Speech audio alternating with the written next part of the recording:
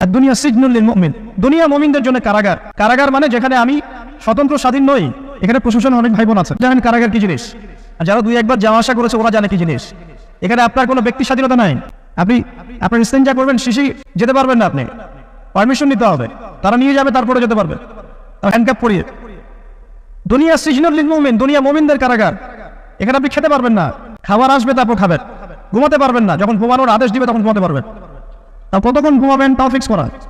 মানে কারাগার মানে কি, যেখানে আপনার ব্যক্তির স্বাধীনতা চলে না, যেখানে আমি চলবো একটা সিস্টেমের আওতায়। এখন নবীজি বলছেন দুনিয়াটাই হচ্ছে কারাগার।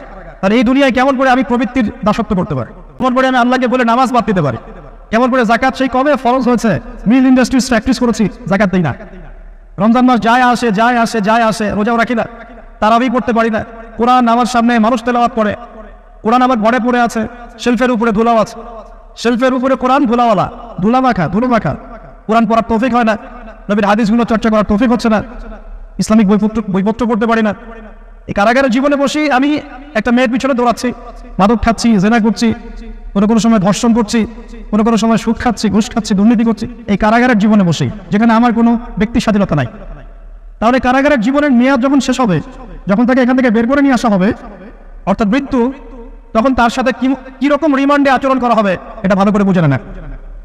নবীজি বলছেন আদ-দুনিয়া সিজনুল লিল মুমিন ওয়াল জান্নাতু লিল কাফির, কাফেরদের জন্য, মুশরিকদের জন্য এই দুনিয়াটা হচ্ছে জান্নাত। জান্নাত মানে কি? যা ইচ্ছা তাই করতে পারবে।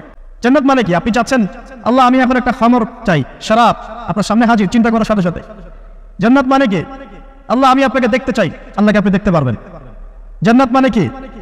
আপনি মধুর নহর, দুধের নহর, পানির নহর, শরাবের নহর, হুরুন ঈন চতুর্দিকে ঘোরাফেরা করছে। একজন নিম্নমানের জান্নাতি, মানে সবচেয়ে শেষের দিকে যারা জান্নাতে যাবে, তাদের সাথেই দুজন করে হুরুন ঈন, আহান পরিবার তো আছেই, গিলমান পানপাত তুমি চারপাশে ঘোরাফেরা করবে। জান্নাত মানে কি? যেখানে যা ইচ্ছা তাই করা যাবে, বলার কেউ নাই, বাধা দেওয়ার কেউ নাই, সেখানে কোনো মৃত্যু নাই, সেখানে কোনো অহেতুক কথাবার্তাও নাই, কোনো গান গল্প নাই, কোনো মিথ্যা নাই, কষ্টের ক্লেশ মাত্র নাই, থুতু ফেলতে হবে না। জান্নাত মানে থুতু ফেলতে হবে না, জান্নাত মানে হাঁচি হবে না, নাক ঝাপতে হবে না, জান্নাত মানে ইস্তেঞ্জা পেশাব পায়খানা করার টেনশন নাই। মানুষ খাবার খাবে, একটা ঢেকুর তুলবে, ব্যাস খাবার হজমে। আর জান্নাতের সবচেয়ে বড় বিষয়টা কি? আল্লাহ পাককে আমরা এই চোখ দিয়ে দেখতে পারবো ইনশাআল্লাহ। আর তার সমকক্ষ একটা বিষয় হচ্ছে আল্লাহ পাক বলে দিবেন যে আমি তোমাদের সবার উপর সন্তুষ্ট হয়ে গেলাম, যাও কোনোদিন অসন্তুষ্ট হও। ব্যাস। এখন আপনি যত কিছুই করেন এই বস্তুবাদী জীবনে, মনে একটা ভয় থেকে যাবে। আপনি বিশ্ব নেতা হয়েছেন, বড় শিল্পপতি হয়েছেন, পলিটিশিয়ান হয়েছেন, ইকোনমিস্ট হয়েছেন, মনে একটা ভয় থেকে যাবে যে মরতে আমাকে হবে, আল্লাহ আমাকে ধরবেই, হিসেব আমাকে দেওয়া লাগবেই, কবরে আমাকে একাই যাওয়া লাগবেই, আমাকে কিয়ামতের মাঠে দাঁড়াতে হবে আল্লাহর সামনে। মনে একটা ভয় কাজ করে, যদিও বাইরে মানুষ দেখায় যে কোনো ভয় নাই, মানুষ বাইরে অভিনয় করে, মানুষ সমাজের মানুষের সাথে বাইরে একটা অভিনয় করে। কোনো ক্ষেত্রে আমরা নিজেরাই নিজেদের সাথে অভিনয় করি। কথা সাহিত্যিক হুমায়ুন আহমেদের নাম শুনেছেন? ইন্তেকাল করেছেন। একটা সময় ছিল আমরা স্কুলে পড়তাম, কলেজে পড়তাম, মাঝে মাঝে টুকটাক এ ধরনের কিতাব বইপত্র পড়া হয়েছে, হিমু, মিসির আলী এইসব পড়া হয়েছে, শরৎচন্দ্র, বঙ্কিমচন্দ্র, রবীন্দ্রনাথ, নজরুলের কবিতাগুলো, ইভেন শেক্সপিয়ার, অ্যাডাম স্মিথ সহ, যিনি অর্থনীতির জনক। যাই হোক, তিনি তার বইয়ের মধ্যে লিখেছিলেন যে এই পুরো দুনিয়াটা হচ্ছে অভিনয়ের মঞ্চ। কথা সাহিত্যিক তিনি বলছেন তার মতো করে এই পুরো দুনিয়াটাই অভিনয়ের মঞ্চ, আর আমরা সবাই নিজ নিজ জায়গায় অন্যের সাথে অভিনয় করছি, কোনো ক্ষেত্রে আমরা নিজেদের সাথে অভিনয় করছি। তিনি বলছিলেন আমরা সবাই অভিনেতা, আর সবচেয়ে বড় অভিনেতা হচ্ছে পলিটিশিয়ানরা, কারণ তাদেরকে অনেক বড় মঞ্চে অভিনয় করতে হয়। এটা আমার কথা না, হুমায়ুন আহমেদের কথা, পড়ে দেখেন তো।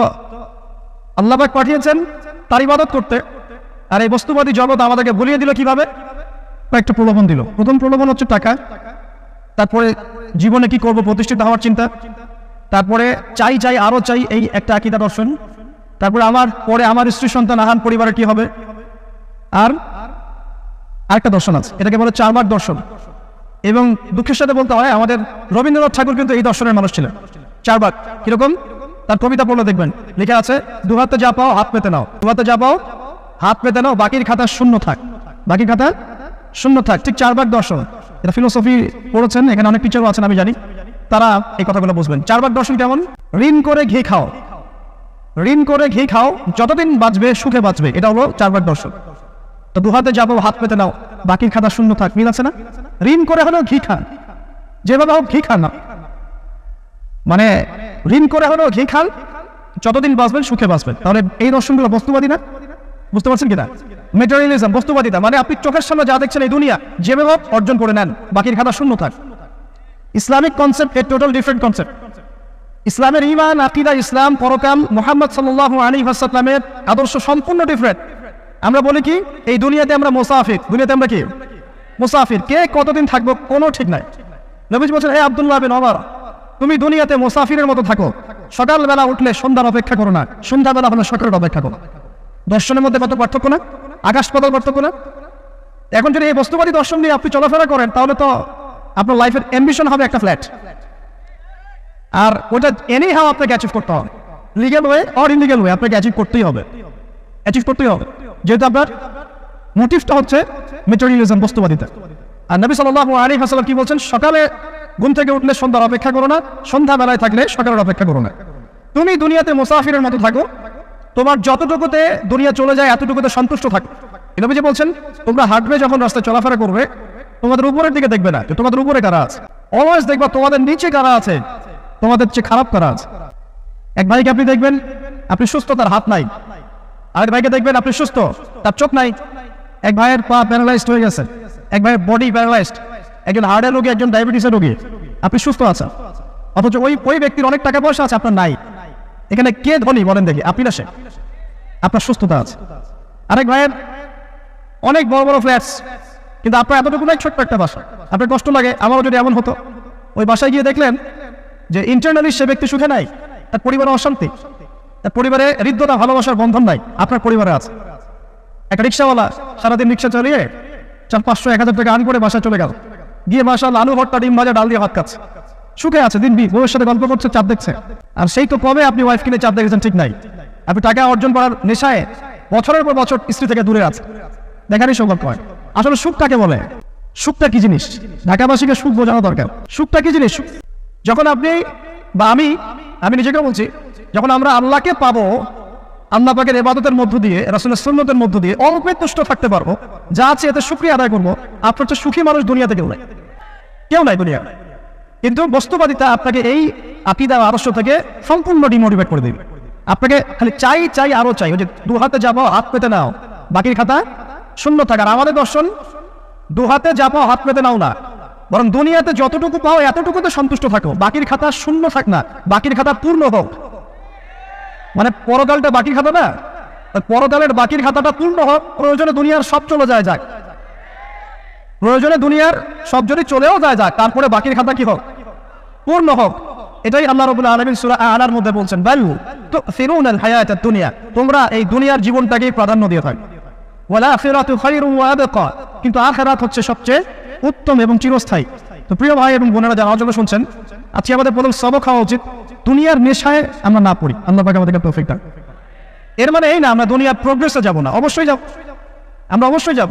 পুরো নেশন, জাতিগতভাবেই আমাদেরকে এই ওয়ার্ল্ডের সমকক্ষ তো হতে হবে কি না? আমরা কি ওয়ার্ল্ডের সমকক্ষ হতে পেরেছে? আপনাদের কি মনে হয় যে মিলস, ইন্ডাস্ট্রিজ, ফ্যাক্টরিজ, সেতু, ফ্লাইওভার এইগুলো করলেই মনে হয় যে ওয়ার্ল্ডের সমকক্ষ হওয়া যায়? প্রত্যেক জনগণ ভিতর থেকে সুখী কিনা, তাদের অন্ন, বস্ত্র, চিকিৎসা, শিক্ষা, বাসস্থান, এই যে মৌলিক চাহিদা, বেকারত্ব ঘোচানো, 3 বেলা খেয়ে পরে বাঁচা, জীবনের অধিকার, সিকিউরিটি, এই জিনিসগুলো আমাদের নিশ্চিত হচ্ছে কিনা, এটা হচ্ছে আপনার উন্নতির মানদণ্ড। উন্নতির মানদণ্ড কি? আমরা এখন যেখানে আছি না, 1776 সালে অ্যাডাম স্মিথ তার চেয়ে আগের জায়গায় ছিল। 1776 সালে অ্যাডাম স্মিথ একটা বই লিখেছেন, তার নাম হচ্ছে যে দ্য ওয়েলথ অফ নেশন, এই কিভাবে একটা রাষ্ট্রের ওয়েলথ ফাংশন করে। ওই 1776 সালে তিনি যে চিন্তাগুলো করেছেন, এখন পর্যন্ত আমরা সেই চিন্তা বাস্তবায়ন করতে পারি নাই। 1776 সালের চিন্তা, কিন্তু ওই চিন্তা বাস্তবায়ন করেছে পশ্চিমা সভ্যতা, যেটা আপনি দেখছেন দাঁড়িয়ে আছে এই একটা বইয়ের উপর দাঁড়িয়ে আছে। যেমন একটা এক্সাম্পল দিই, আলোচনা কঠিন হয়ে যাবে, অন্যদিকে যাব। আমরা মনে করি যে অর্থনীতি আমরা নিয়ন্ত্রণ করব, ঠিক আছে, অর্থনৈতিক পুরো বিষয়গুলো আমরা নিয়ন্ত্রণ করে আমরা সমৃদ্ধি নিয়ে আসবো। আসলে বিষয়টা কি জানেন? অর্থনীতি নিজের একটা ফ্লো আছে, ও নিজেই নিজেকে নিয়ন্ত্রণ করে, এবং তার উপর একটা ইনভিজিবল হ্যান্ড থাকে, অদৃশ্য হাত, যেটা আমরা বলি আল্লাহ রাব্বুল আলামিন। আল্লাহ রাব্বুল আলামিন এই পুরো অর্থনীতিকে নিয়ন্ত্রণ করে। আমরা যখন সেটাকে ইন্টারফেয়ার করতে যাব, তখন ইকোনমি কলাপস করে যাবে। এই যে করছে কোলাপস। আরো ব্যাপার আছে, শুধু ব্যবসা, অর্থনীতি, এক্সপোর্ট ইম্পোর্ট এগুলোকে তিনি জাতির মানদণ্ড বলতেন না। তিনি বলতেন যতক্ষণ পর্যন্ত জাতির প্রত্যেক ব্যক্তির মধ্যে এথিক্স না আসবে, নীতি যতক্ষণ পর্যন্ত না আসবে, আপনি করাপশন থামাতে পারবেন না। তাই হয়েছে না? শুধু ব্যবসা না, আবশ্যক কতটুকু আছে। এই যে আপনি দেখছেন বিভিন্ন জায়গায় ভেজাল খাবার খাওয়াচ্ছে, ওদের কি টাকার অভাব আছে? ওদের টাকার কিন্তু অভাব নাই। নেম ফ্রেমে কোনো ঘাটতি আছে? এস্টাবলিশড বিজনেস, তাহলে কেন আপনাকে ভেজাল খাওয়াবে? কারণ তার মধ্যে এথিক্স নাই, নীতি নাই। এই জন্য জাতির প্রত্যেক সদস্যকে, মানে প্রত্যেক জনগণের প্রত্যেককেই আগে নীতিগত শিক্ষা দেওয়া উচিত। আর এই কাজটাই করে ইসলাম। সুবহানাল্লাহ। এই এথিক্স এবং নীতি শেখাকে ইসলাম। ইসলামের চেয়ে সার্বজনীন ভাবে এবং যুগোপযোগী ভাবে কেউ এথিক্স শেখাতে পারবে না। কাগজে কলমে অনেক কথা বলতে পারে, প্র্যাকটিক্যালি শেখাবে কে? ইসলাম। এখন বলতে পারেন তাহলে মুসলিমদের মধ্যে দুর্নীতি কেন, মুসলিমদের মধ্যে কেন এই সমস্যাগুলো হয়? উত্তর একটাই, ওই যে স্যার বলে গেলেন, আমি বিভিন্ন ওয়াজে যে এক এক জায়গায় এক এক কথা বলে। উত্তরটা কি? উত্তরটা হচ্ছে যে কোরআন এবং সুন্নাহর সঠিক যে শিক্ষাটা আছে, এই শিক্ষাটা আমরা অনেকেই বাস্তবায়ন করতে পারছি না। এটা আমাদের ব্যর্থতা। এটা কাদের ব্যর্থতা? এটা আমাদের ব্যর্থতা। এখানে আমাদের ব্যক্তি স্বার্থ থাকতে পারে, এখানে আমার জ্ঞানের স্বল্পতা থাকতে পারে, আমার ভিতরে অহংকার থাকতে পারে, বা আমি অল্প শিক্ষিত হতে পারি, এবং এমন হতে পারে আমার জ্ঞানটা যুগোপযোগী না। ইসলামিক জ্ঞান আমার মধ্যে আছে, কিন্তু কিভাবে এই জ্ঞান দিয়ে ওয়ার্ল্ডকে ডিল করবো এই জ্ঞানটা আমার মধ্যে নাই। এই কারণে আমরা হয়তোবা ইসলাম কোরআন সুন্নাহ হাতে থাকার পরেও এই সমস্যাগুলো ফেস করছি। প্রথম সমস্যা হচ্ছে বস্তুবাদিতা। আল্লাহ পাক আমাদের সবাইকে, যারা আলোচনা শুনছি, দুনিয়ার প্রেমিক হওয়া থেকে বাঁচা করে যাবে। দুনিয়ার প্রেমিক না, প্রেমিক হবো কার? আল্লাহর আখিরাতের। কতটুকু দাম আছে দুনিয়ার? আল্লাহ পাক বলছেন একটা মাছির পাখার সমানও না। একটা মাছির পাখার কি দাম আছে আপনার কাছে? আল্লাহ পাক বলছেন পুরো দুনিয়ার দাম আমার কাছে যদি একটা মাছির পাখার সমান হতো, তাহলে এই দুনিয়াতে কোনো কাফের মুশরিক পানি পান করতে পারতো না। তার মানে এই দুনিয়াতে যা করো আমার তো কোনো দামই নাই দুনিয়া। কালকেই তো আমি দুনিয়া ধ্বংস করবো। আর ওই যে দুই জাতির কথা বললাম, জিন এবং মানব জাতি, আপনারা সূরা আর রহমান পড়বেন। রহমান নামটা অনেক ব্যাপক, দয়াময়ের নাম। তার মানে আল্লাহ পাক মার্সিফুল, মোস্ট মার্সিফুল। কিন্তু এই সূরা আর রহমানে একটা ভয়ঙ্কর আয়াত আছে, কি? সানাফরুকু লাকুম আইয়ুহাস সাকলান। হে মানুষ এবং জিন, শীঘ্রই আমি তোমাদের দুইটা জাতিকে ডিল করার জন্য ফারেক হচ্ছি, অপেক্ষা করতে থাক। মানে আল্লাহ পাক কুল্লু ইয়াউমিন হুয়া ফি শান, মানে আল্লাহ পাক কি করেন? সবসময় তার কাজে ব্যস্ত আছেন। মহাবিশ্বের তো গ্রহ, নক্ষত্র, গ্যালাক্সির অভাব নাই, মাখলুকের কোনো অভাব নাই। আল্লাহ পাক প্রত্যেকটা মুহূর্তেই তার কাজে ব্যস্ত আছে, তার কাজের শানে ব্যস্ত আছে। কিন্তু এই ব্যস্ততা থেকে ফারেক হবেন কাদের জন্য? মানুষ আর জিনের জন্য। সুবহানাল্লাহ। মানুষ আর জিনের জন্য। আল্লাহ পাক বলেন সানাফরুকু লাকুম আইয়ুহাস সাকলান। দাঁড়াও, দুনিয়ার মধ্যে এইসব করে বেড়াচ্ছ, তোমাদের দুই জাতির জন্য আমি অচিরে ফারেক হব ইনশাআল্লাহ। ওইটাই হলো কিয়ামতের দিন। যদি ওই দিনটা আমরা মাথায় রেখে চলি, ইনশাআল্লাহ আমরা কেউ বস্তুবাদী হব না ইনশাআল্লাহ। আল্লাহ পাক আমাদের সবাইকে দুনিয়া মুসাফিরের মতো থাকার তৌফিক দান। আমরা উন্নতি করব, অবশ্যই অগ্রগতি করব, আমরা সবকিছুই করব, কিন্তু দুনিয়ার পূজায় ডুবে যাব না। এটা একটা বড় চ্যালেঞ্জ। মানে মধ্যমপন্থী থাকতে হবে, না একদম গোলানো মার্কা আর না চরমপন্থী, মাঝামাঝি থাকার চেষ্টা করতে হবে। আল্লাহ তৌফিক দান।